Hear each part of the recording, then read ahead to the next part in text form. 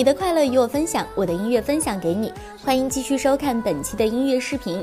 个性、年龄和歌声有着天差地别的黄龄，每一次的现场都把人听到起鸡皮疙瘩，也被誉为转音歌姬。本期就来看看吧。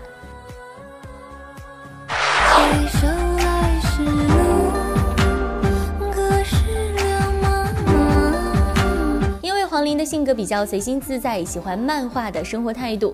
筹备了1年的一张专辑，其中一首《醉》扮演了融合和跨越的角色，向听众们展现了自己多样的立体形象。由于歌曲的高潮部分实在太勾人，网友们表示这首歌得谨慎收听啊。开花落，独自热梦热归醉。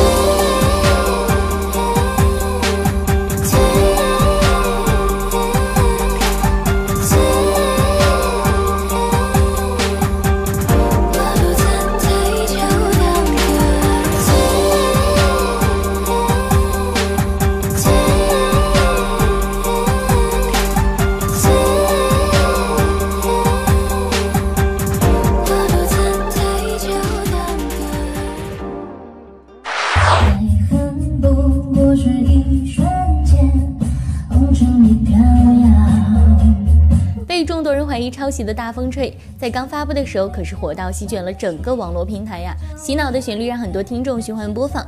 这不，黄龄直接对这首歌大胆下手，在自己的浴室中直接就开唱了。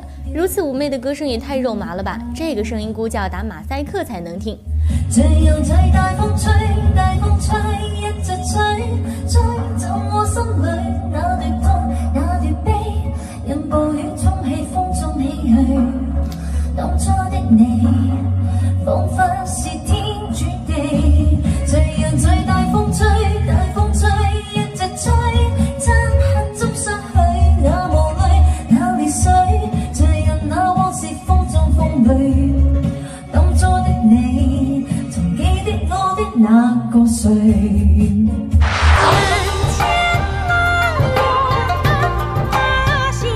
琵琶行诗歌描写了歌女的悲惨遭遇，诉说着她平生的不得志，改编成了歌曲后却变成了高考背书系列歌曲之一。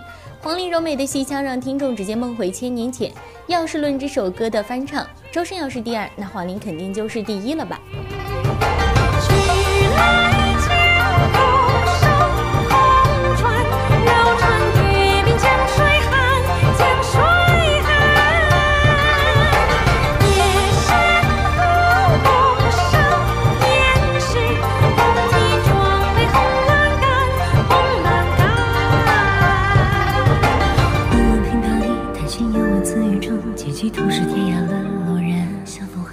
好了，本期的音乐就分享到这里，我们下期再见，拜拜。